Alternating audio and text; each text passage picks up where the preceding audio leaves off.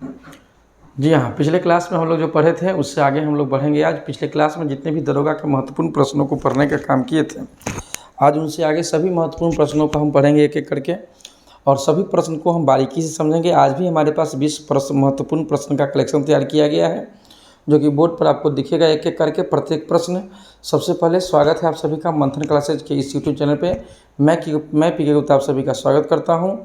और आइए चलिए हम लोग जुड़ते हैं जो है ना एक एक करके प्रत्येक प्रश्न में, ठीक है। क्वेश्चन हम 61 से लेते हैं। क्वेश्चन 61 से कहता है कि कहता है यहाँ पे कि सामान्य ताप पर देखिए सभी लोग क्वेश्चन को, सामान्य तापमान पर पतन दर प्रति 1000 मीटर पर क्या है। सामान्य मतलब नॉर्मल टेम्परेचर का जो है रिड्यूस होने का जो रेशियो है, टेम्परेचर जो घटने का जो दर होता है वह प्रति 1000 मीटर की ऊंचाई पर क्या होता है, कि 1000 मीटर ऊंचाई जाने पर जो है ना कितना डिग्री सेल्सियस तापमान क्या होता है, बढ़ जाता है। तो 1000 मीटर की ऊंचाई पर जाने पर जो है ना 6.5 डिग्री सेल्सियस तापमान क्या होता है, बढ़ जाता है। 1 डिग्री सेल्सियस तापमान पर जाने पर जो है ना 6.5 डिग्री सेल्सियस तापमान क्या होता है, यहाँ पे बढ़ जाता है। इसका आंसर क्या हो जाएगा, बी नंबर क्या हो जाएगा, यहाँ पे बी हो जाएगा, ठीक है ना। तो इसका 4.6 नहीं होगा, 10 नहीं होगा और ये 5 नहीं होगा। इसका आंसर क्या हो जाएगा, बी नंबर, ठीक है ना। तो सामान्य पतन का दर मतलब कि वायुमंडल से पृथ्वी के चारों तरफ जो है ना वायु का एक मोटा आवरण है, जिस आवरण को हम लोग कहते हैं वायुमंडल। क्या कहते हैं, वायुमंडल को ही हिंदी या इंग्लिश में कहते हैं एटमॉस्फेयर। क्या बोलते हैं, एटमॉस्फेयर। और एटमॉस्फेयर के ऊपर जो है ना हम लोग जब वायुमंडल में ऊंचाई पर चढ़ते हैं तो ऊंचाई पर चढ़ने के क्रम में जो है ना 6.5 डिग्री सेल्सियस तापमान क्या होता है कि घटते रहता है, समझे ना। वायुमंडल कहते हैं, वायुमंडल में ये गुण दिखा जाता है। नेक्स्ट क्वेश्चन है 62। हम ज़्यादा डीप करके तो नहीं, लेकिन आवश्यकता जितना पड़ेगा उतना हम बताएंगे, ठीक है ना। निम्न में से कौन सा संबंध LCR परिपथ के अनुसार जो है ना अवस्था के लिए सही नहीं है। निम्न में से कौन सा संबंध LCR परिपथ की अनुनाद अवस्था के लिए सही नहीं है। तो एक बनता है W बराबर 1/LC। W बराबर क्या बनता है, 1/LC, ठीक है ना। W बराबर क्या बनता है, 1/LC,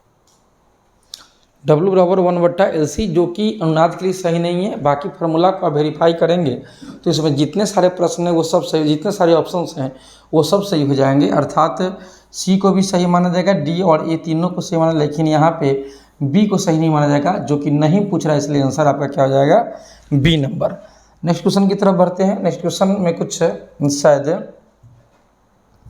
दिक्कत है। नेक्स्ट क्वेश्चन कहता है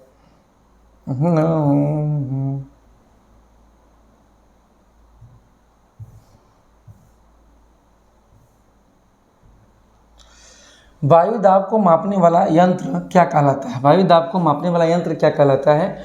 तो एटमॉस्फेरिक परिसर, वायुमंडलीय दाब को मापने के लिए ऑटो वॉन गॉरिक साहब ने सबसे पहले वायुमंडलीय दाब को मापने का काम किया था, ठीक है ना।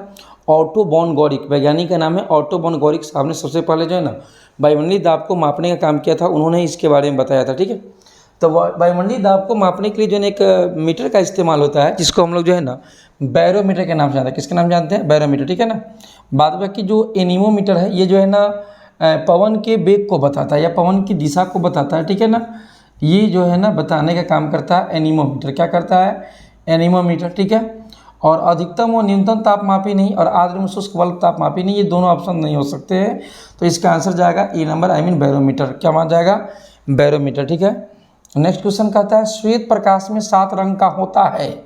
श्वेत प्रकाश में 7 रंग होता है, इस तथ्य की खोज निम्न में से किस वैज्ञानिक ने किया था। जब जो है ना प्रकाश के घटना का अध्ययन 1620 ईस्वी में न्यूटन साहब ने किया था, और न्यूटन साहब ने कहा था कि कोई यदि जो है ना कहने का अर्थ है कि 2 त्रिभुजाकार और यहाँ पे 5 आयताकार फलक वाले जो है ना एक सतह होते हैं जिससे श्वेत प्रकाश की किरणें आती है और 7 अलग अलग रंगों में व्यक्त रहती हैं। इन 7 रंगों को जिस पर्दे पर उतारते हैं उस पर्दा को हम लोग कहते हैं स्पेक्ट्रम। क्या कहते हैं, स्पेक्ट्रम। और इन 7 रंगों को बताने का काम किसने किया था, तो न्यूटन ने। किसने बताया था, न्यूटन ने। ये भी अच्छा क्वेश्चन है कि इन 7 रंगों के बारे में का काम किसने किया था? तो न्यूटन साहब ने बताया था। न्यूटन साहब ने बताया था कि ये 7 अलग अलग रंग होते हैं और ये 7 रंगों के तथ्य के बारे में जानकारी देने का काम किसने किया था?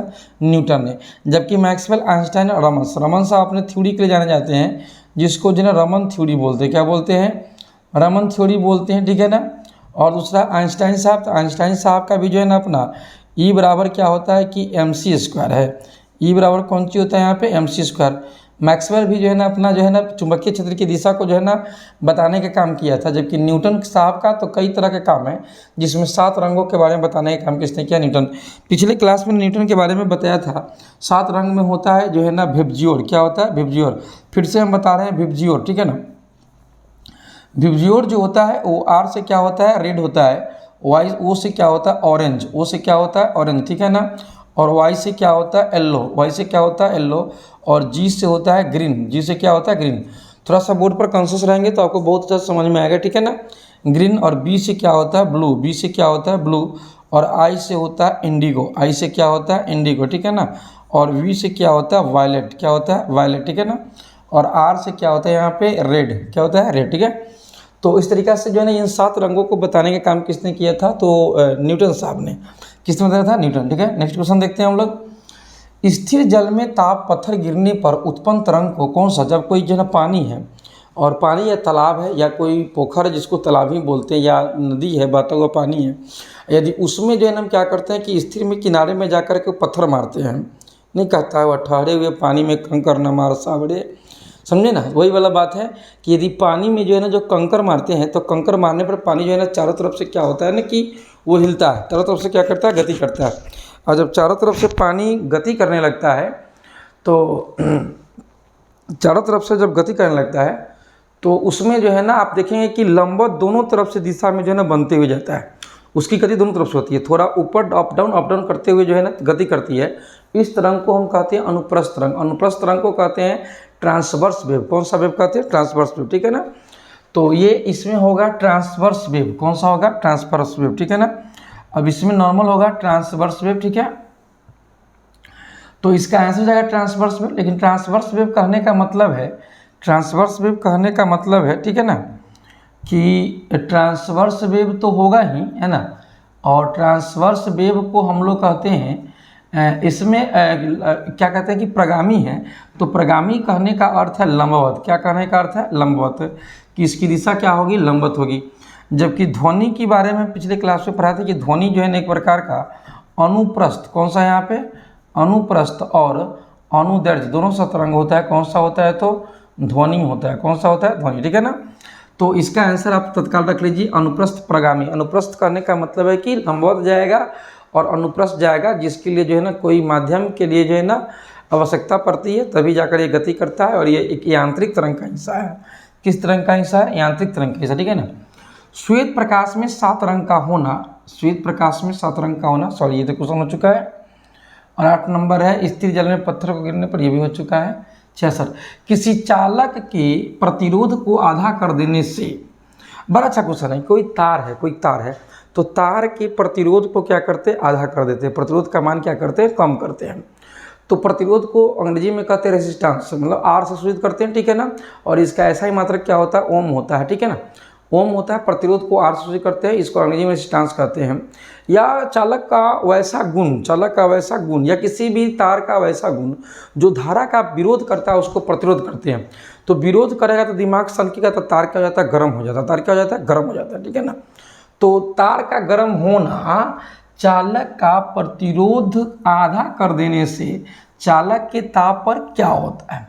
तो भाई प्रतिरोध बढ़ाएंगे तो तार गर्म होगा और प्रतिरोध घटाएंगे तो तार कम गर्म होगा, ठीक है ना, गर्म नहीं होगा। फार्मूला बनता है विद्युतधारा के ऊष्मीय प्रभाव से H बराबर I²RT। यहाँ देख लीजिए H समानुपाती है I² के और H समानुपाती है R के और H समानुपाती है किसके? T के, ठीक है ना।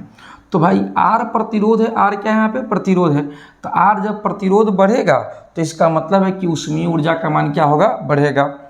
तो 1 नंबर कंसेप्ट यहाँ बन जाता है कि उस प्रतिरोध बढ़ता है। क्या होता है? प्रतिरोध बढ़ता है तो तो ताप का मान क्या होता है, बढ़ता है। ताप क्या होता है, बढ़ता है, ठीक है ना। तो प्रतिरोध बढ़ता है तो ताप का मान क्या होता है, बढ़ता है, अर्थात ये समानुपाती है। कौन सी है, समानुपाती है, ठीक है ना। और अगला यदि दूसरा नंबर कहता है इस बात को लेकर के कि विद्युत धारा का मान बढ़ने से, विद्युत धारा का मान बढ़ने से प्रतिरोध का मान नहीं, ताप का मान बढ़ता है। ताप का मान क्या होता है, बढ़ता है। ताप का मान बढ़ता है लेकिन उसके वर्ग के समानुपाती, उसके वर्ग के क्या हुआ, स्क्वायर के समानुपाती, ठीक है ना। और इसमें आप एक भी देख सकते हैं कि समय भी बढ़ेगा तो क्या होगा, बढ़ेगा, समझे ना। समय भी बढ़ेगा तो क्या होगा, बढ़ेगा, ठीक है। समानुपाती आप इसको समझ लीजिएगा, ठीक है ना। तो इसका आंसर हो जाएगा, यदि किसी चालक का प्रतिरोध आधा कर देने से चालक के ताप पर क्या प्रभाव पड़ेगा, तो आधा हो जाएगा। क्या हो जाएगा, आधा। ऑप्शन नंबर क्या हो जाएगा, बी, आधा हो जाएगा, ठीक है ना। तो जल्दी से नेक्स्ट क्वेश्चन देखिए, तापमान के निम्न में से कौन नहीं है, तापमान के निम्न में से कौन सा नहीं है। आप इसका आंसर जो है, इसमें 3 गो है और 1 गो नहीं है। तुरंत दीजिए कमेंट बॉक्स में फटाक से बताइए कि इसमें से कौन सा आसान क्वेश्चन, लॉलीपॉप क्वेश्चन है, ठीक है ना। इसको बनाने में आप कहीं से दिक्कत नहीं, इसको जल्दी से बनाइए, ठीक है ना।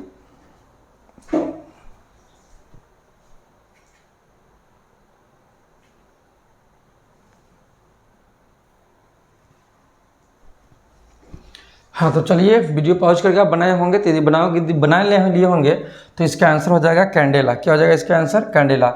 भाई मेरे कैंडेला का जो मात्रक है वो है ज्योति तीव्रता का। किसका मात्रक है, ज्योति तीव्रता, ज्योति तीव्रता का है, ठीक है ना। या ज्योति तीव्रता को ही हम लोग कहते हैं, अंग्रेजी में कहते हैं luminous, luminous intensity, luminous intensity कहते हैं इसको, ज्योति तीव्रता को, ठीक है ना। जबकि केल्विन जो है ना ये मात्रक है, डिग्री सेल्सियस भी क्या है कि मात्रक है, और फ़ारेनहाइट भी क्या है, मात्रक है। तो ये तीनों जो है ना तापमान का मात्रक है, लेकिन कैंडेला मात्रक नहीं है, इसलिए आंसर क्या जाएगा इसका, कैंडेला। क्या जाएगा, कैंडेला। 67 के बाद देख लीजिए आप 68 की तरफ है। यदि वस्तु का घनत्व पानी के घनत्व से अधिक होगा तो वस्तु जो है ना पानी के ऊपर क्या तैरेगा, नहीं, डूब जाएगा। जैसे ईंट को पानी में रखेंगे तो पानी के अंदर क्या हो जाएगा, डूब जाएगा, है ना। लेकिन सोयाबीन को पानी के ऊपर रखते तो डूबेगा नहीं, उसके ऊपर क्या हो जाएगा, तैरेगा। प्याज को रखेंगे उसके ऊपर क्या होगा, तैरेगा, ठीक है ना। जबकि सूखी हुई लकड़ी को रखेंगे तो उसके ऊपर क्या करेगा, तैरेगा। तो जिसका पानी का घनत्व उससे जो है ना किसी वस्तु का घनत्व कम होगा तो उसके ऊपर क्या होगा, तैरेगा।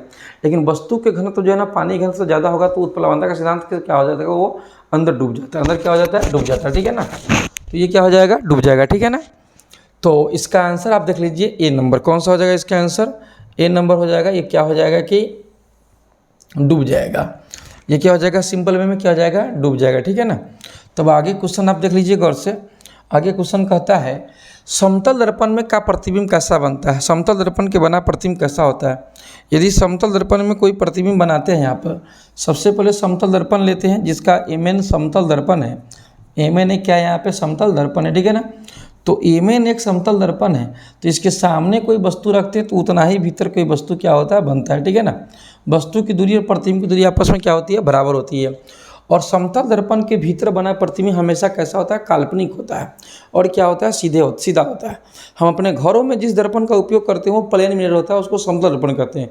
समतल दर्पण के अंदर बना प्रतिबिंब हमेशा काल्पनिक और क्या होता है, सीधा होता है, ठीक है ना। तो आप इसमें देख लीजिए, काल्पनिक को ही कहते हैं, आभासी कहते हैं, और सीधा तो कर सीधा, अर्थात ए हो जाएगा सीधा। जब इसका क्या हो जाएगा, ए। बाकी जो है ना ये तीनों के तीनों क्या हो जाएंगे, गलत हो जाएंगे। इसका आंसर क्या हो जाएगा, ए, ठीक है ना। नेक्स्ट क्वेश्चन देखते हैं। निम्नलिखित में से कौन सबसे अधिक प्रत्यास्था या लचीला है। निम्नलिखित में से सबसे अधिक प्रत्यास्था, इलास्टिसिटी किससे को कहते हैं। जब कोई वस्तु को जो है किसी बल लगाने से उसकी अवस्था या मतलब किसकी स्थिति में परिवर्तन हो जाए और बल हटाने पर पुनः उसी अवस्था में आ जाता है, जल्दी आ जाता है, तो उसी गुण को हम क्या करते हैं, प्रत्यास्था कहते हैं।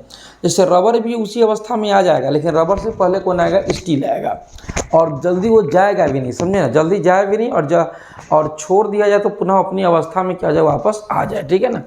तो उसको यहाँ पे रबर भी इलास्टिसिटी होगा, ग्लास और स्पंज भी होगा, ग्लास होगा, लेकिन इसके ऑप्शन के मुताबिक कौन सा जाएगा, स्टील। सबसे अधिक इलास्टिसिटी वाला वस्तु कौन सा है, बल लगाने पर दूर हो जाए और बल को छोड़ने पर पुनः अपनी अवस्था में आ जाए, इसका गुण कौन रखता है? स्टील, ठीक है ना। जबकि दूसरे स्थान पर कौन आएगा? रबर आएगा। लेकिन इसका पहला स्थान कौन जाएगा? मतलब कि स्टील।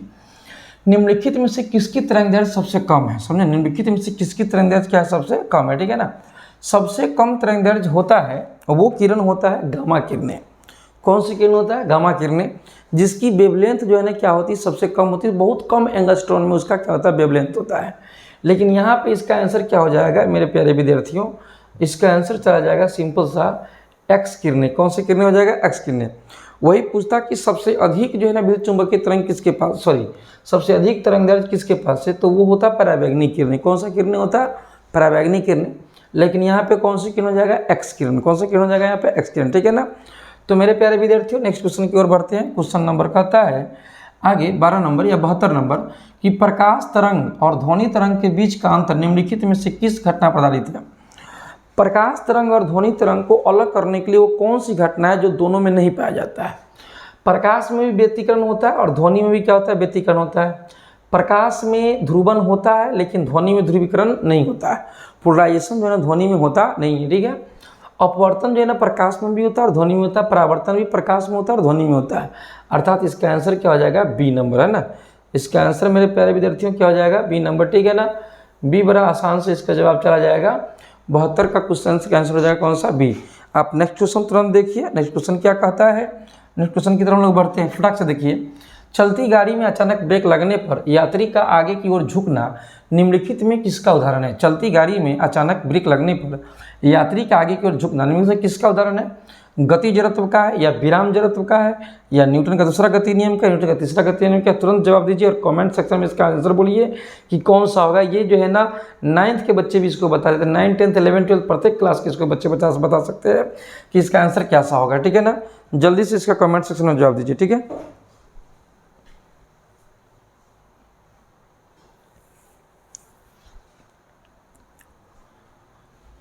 चलती कार से अचानक ब्रेक लगने पर यात्री का आगे की ओर झुकना निम्नलिखित किसका उदाहरण हो सकता है? गति जड़त्व का। किसका हो जाएगा? गति जड़त्व का। चलती कार में जब आदमी चलते रहता है, लगातार चलते रहता है, तो उसका पूरा बॉडी क्या होता है कि नहीं कि मोशन में होता है। क्या होता है? मोशन में, है ना। अचानक ब्रेक लेने पर निचला हिस्सा क्या हो जाता है कि रुक जाता है और ऊपर वाला हिस्सा चाहता है कि हम गति करते रहें। और इसी गति करने के क्रम के आधार पर जो है ना क्या होता है कि उसकी जो है ना अगला सिर आगे की ओर झुक जाता है और पिछला हिस्सा जो कहते हैं रुक जाता है। इसलिए वो आगे की ओर क्या होता है? झुक जाता है। क्या होता है? झुक जाता है। अर्थात यात्री का आगे की ओर झुकना। और यही जो है ना मतलब कि अचानक जो है ना गाड़ी रुका हुआ है तब तो उसको शुरू किया जाए तो पीछे की ओर गिर जाता है। इसलिए इसका आंसर क्या हो जाएगा? गति जड़त्व। कौन होगा? गति जड़त्व, ठीक है ना। न्यूटन का दूसरा गति नियम से भाई हमको निकलता है बल का परिभाषा, व्यंजक, ठीक है ना। और न्यूटन के तीसरा गति नियम से जो है ना न्यूटन के तीसरा गति नियम से होता है संवेग संरक्षण का सिद्धांत। संवेग संरक्षण का सिद्धांत, ठीक है। संवेग संरक्षण का सिद्धांत होता है इससे, ठीक है ना। और यहाँ विराम जड़त्व जो करा था, विराम जड़त्व में होता है कि कोई गाड़ी जो है ना विरामावस्था में और अचानक जो है ना गाड़ी खोल दिया जाए तो व्यक्ति पीछे की ओर क्या होता है? एकदम मुड़ जाता है, समझे ना। पीछे की ओर पूरा झुक जाता है, इससे क्यों झुक जाता है, ठीक है ना। तो उसको क्या हो जाएगा? विराम जड़त्व। क्या हो जाएगा यहाँ पे? विराम जड़त्व, ठीक है ना। तो नेक्स्ट क्वेश्चन कहता है मानव नेत्र में किस भाग पर किसी वस्तु का प्रतिबिंब क्या होता है? बनता है। मानव नेत्र में, ये नेत्र जो आप देख रहे हैं ना कि नेत्र में जो है ना किस भाग पर प्रतिबिंब बनता है? तो नेत्र के ऊपर वाले भाग को जो है ना क्या जो बाहर से दिखाई देता है उसको कॉर्निया कहते हैं। क्या कहते हैं? उसको कॉर्निया, ठीक है ना। नेत्र दान के समय यही दान किया जाता है, ठीक है।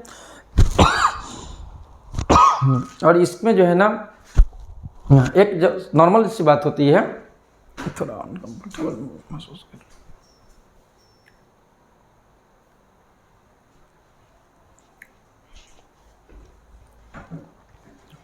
किसको दान किया जाता है? तो इसमें मानव नेत्र में किस भाग पर किसी वस्तु का बना प्रतिबिंब बनता है? तो प्रतिबिंब कैसा बनता है? कहाँ बनता है? तो प्रतिबिंब बनता है रेटिना पर। कहाँ बनता है? रेटिना पर, ठीक है ना। प्रतिबिंब कहाँ बनता है? रेटिना पर। रेटिना पर बनता है। रेटिना को कहते हैं दृष्टिपटल। क्या बोलते हैं इसको? दृष्टिपटल बोलते हैं, समझे ना। तो दृष्टिपटल पर बना प्रतिबिंब वास्तविक, काल्पनिक और वस्तु से क्या होता है? वास्तविक और वस्तु से छोटा। और क्या होता है? उल्टा, समझे ना। ये भी अच्छा क्वेश्चन है कि मानव नेत्र के रेटिना पर बना प्रतिबिंब कैसा होता है? तो यहाँ लिख देते हैं मानव नेत्र के रेटिना पर बना प्रतिबिंब वास्तविक होता है और वस्तु से छोटा होता है। क्या होता है? छोटा होता है। और क्या होता है कि उल्टा होता है। क्या होता है? उल्टा होता है, ठीक है ना। तो मानव नेत्र के रेटिना पर बना प्रतिबिंब, रेटिना पर तो प्रतिबिंब बनता ही है, और रेटिना की जो है ना के बीच में जो गोलाकार रचना होती है उसको नेत्र गोलक कहते हैं, और उसमें जो नेत्र में जो लगा लेंस होता है वो जो है ना जिलेटिन का होता है। किसका होता है? मानव नेत्र में जो लगा लेंस होता है वो किसका होता है? जिलेटिन का। जिलेटिन का किसका होता है? जिलेटिन का, ठीक है ना, जिलेटिन का बना होता है। किसका बना होता है? जिलेटिन का, ठीक है ना। और मानव नेत्र में कौन सा लेंस लगा होता है? तो उत्तल लेंस। कौन सा लेंस लगा होता है? तो उत्तल लेंस लगा होता है। फटाक से तरह देखेंगे, बहुत धीरे धीरे चल रहे हैं हम लोग। 75 नंबर है। भूमध्य रेखा से ध्रुवों की ओर जाने पर जी का मान जो है ना गुरुत्वजनित त्वरण का मान क्या होता है? बढ़ता है या घटता है? क्या होता है देखते हैं। तो इसमें कह रहा है घटता है, बढ़ता है, परिवर्तित रहता है, 45 डिग्री के समानांतर घटता है। तो देख लेते हैं क्या होता है। भूमध्य रेखा से ध्रुवों की ओर जाने पर, भूमध्य रेखा यहाँ पे है ना, और इससे यहाँ भूमध्य रेखा, यहाँ पे ध्रुव है नॉर्थ पोल, और यहाँ पे नीचे पे कौन सा पोल है? तो साउथ पोल है, ठीक है ना। यहाँ से इसकी लंबाई कम है, इसकी लंबाई क्या होता है? ज़्यादा होता है। तो जी का मान घट गया तो त्वरण का मान क्या होगा भाई? तो जी बराबर जो है ना स्मॉल जी बराबर, कैसे हो रहा है, स्मॉल जी बराबर जी एम बट्टा क्या होता है? R square. जी एम बट्टा क्या होता है? R square. स्मॉल जी बराबर जी एम बट्टा क्या होता है? R square. तो मेरे प्यारे विद्यार्थी कि जब दूरी घटता है तो त्वरण का मान क्या होता है? बढ़ता है। तो इसका आंसर हो जाएगा बढ़ता है, क्योंकि आर घट रहा है तो जी का मान क्या हो रहा है? बढ़ रहा है। समझे ना, यहाँ पे देख लीजिए, आर जब घट रहा है तो जी का मान क्या हो रहा है? बढ़ रहा है। समझे ना, आर जब घट रहा है तो जी का मान क्या होता है? बढ़ता है, ठीक है। तो नेक्स्ट क्वेश्चन की तरफ बढ़ते हैं। नेक्स्ट क्वेश्चन कहता है कि सोनार संक्षिप्तीकरण किसका है?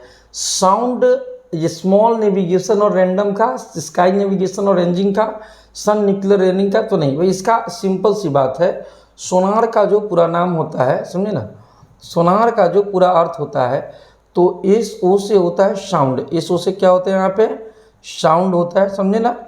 और एन ए से क्या होता है? नेविगेशन, ऊपर लिखा हुआ है नेविगेशन।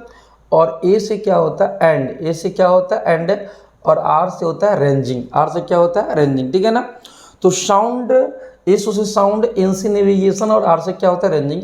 सोनार जो है ना समुद्री इलाकों में इसका इस्तेमाल किया जाता है कि भीतर के समुद्र की गहराइयों पर जो चीज़ है ना अवेलेबल, उसकी गहराई पता करने के लिए और स्थिति पता करने के लिए जो है इसका इस्तेमाल किया जाता है सोनार का। किसका इस्तेमाल किया जाता है? सोनार का, ठीक है ना। अब नेक्स्ट क्वेश्चन देखिए आप। नेक्स्ट क्वेश्चन काफ़ी अच्छा है। ओडोमीटर का एक उपकरण है जिसके द्वारा जो है ना मापन किसका किया जाता है? शक्ति का, ईंधन का, बल का, दूरी का। आप दरोगा का एग्जाम देने जा रहे हैं और ये सब क्वेश्चन 9th का है। किसका है? 9th क्लास में पढ़ा जाता है। आप इसका तुरंत जवाब दीजिए कि ओडोमीटर का उपयोग जन किसके लिए किया जाता है। जल्दी जवाब दीजिए, कमेंट में बताइए इसका भी आंसर, जल्दी से बताइए।